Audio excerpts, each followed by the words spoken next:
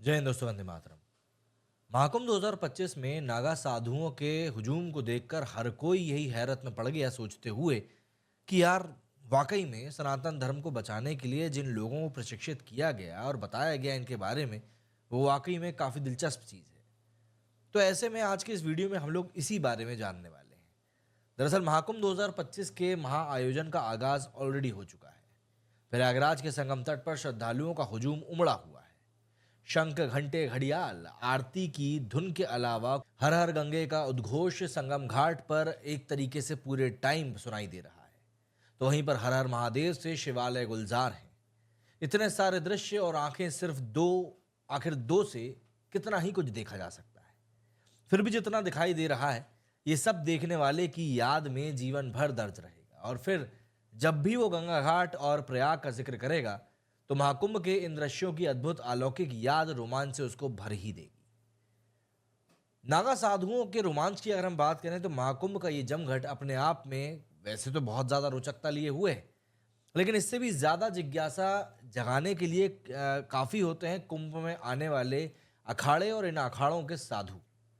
कोई भभूत लगाए, भस्म लगाए, कोपीन लंगोट पहने, त्रिपुंड सजाए, शस्त्र उठाए, धुनी रमाए, यहां वहां दिख जाता है। इनमें से कई तो दिगंबर साधु होते हैं, जिन्हें देखकर ये सवाल सहज ही आता है कि हमारी तरह हाड़ मांस के शरीर से बने ये लोग आखिर हमसे कितना अलग हैं। उनके इस अवस्था तक पहुंचने की कहानी क्या है, प्रक्रिया क्या है? आखिर कोई साधु जब नागा बनता है तो उसकी दीक्षा कैसे प्राप्त करता है?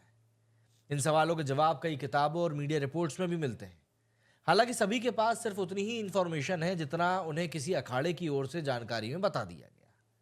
मशहूर इतिहासकार लेखक सर यदुनाथ ने इस विषय पर काफी कुछ लिखा है। इसी तरह पत्रकार और लेखक धनंजय चोपड़ा ने भी अपनी किताब भारत में कुंभ इस सब्जेक्ट के ऊपर काफी डिटेल पर उन्होंने बात करी है। दरअसल किताब की अगर हम लोग माने, तो नागा सन्यासी बनना यानी कि एक बहुत ही कठिन प्रक्रिया से खुद को गुजरना भी है। साथ ही साथ साधना जो होती है वो अलग। ये पूरी प्रक्रिया कोई एक दिन या एक साल या एक बार की नहीं है, बल्कि ये कुछ सालों की साधना की सतत प्रक्रिया है। इसमें कुछ विधान तो इतने कठिन हैं कि उनके बारे में जानकर आम आदमी की रूह भी कांप जाएगी। नागा साधु बनने की प्रक्रिया में लिंग निष्क्रिय, तंगतोड़ तक किया जाता है। इससे पहले एक क्रिया पंचकेश, जिसमें कि शरीर के सभी भागों के बाल उतारना भी होता है। ब्रह्म मुहूर्त में 108 बार की डुबकी और फिर विजय हवन भी इसमें शामिल होता है। नागा साधु बनने के लिए जरूरी है इच्छा शक्ति, विल पावर, लेकिन सिर्फ इच्छा ही काफी नहीं है। जो भी कोई व्यक्ति नागा सन्यासी बनने का इच्छुक है, उससे पहले 2 से 3 सालों तक अखाड़े के इतिहास, परंपरा आदि को ठीक तरीके से समझना होता है। गुरु की सेवा, अखाड़े के कामों में सहयोग और सहभागिता बेहद जरूरी होती है। इस दौरान प्रवेशी पर समय समय पर नजर भी रखी जाती है कि कहीं वो मुंह में भटक तो नहीं रहा। इन सालों में ब्रह्मचर्य का पालन करना भी अनिवार्य होता है। 2 से 3 साल के इस दौर में अगर ये पाया गया कि साधु नियम को मानने में कोताही बरत रहा है या फिर भटक रहा है, तो उसे परिवार में वापस लौट जाने के लिए कह दिया जाता है। अधिकांश अखाड़े तो उसी समय कई इच्छुक लोगों को बार बार वापस होने के लिए कहते हैं जब वे सन्यास के लिए अखाड़े में पहुंचते हैं।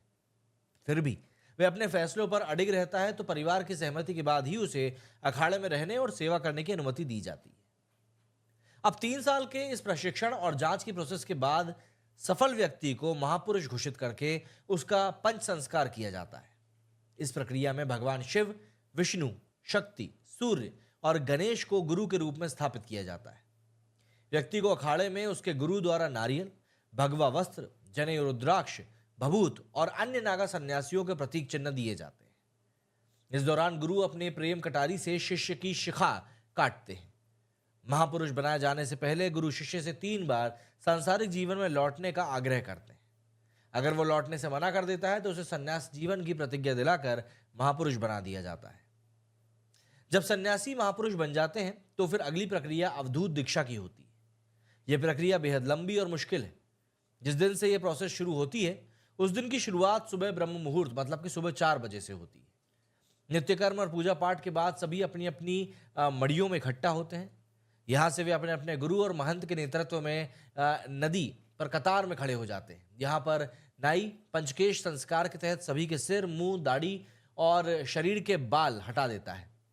इससे उन्हें नवजात शिशु के समान कर दिया जाता है। मुंडन के बाद ये नदी में स्नान करते हैं और अपनी पुरानी लंगोटी त्याग कर नई लंगोटी धारण करते हैं।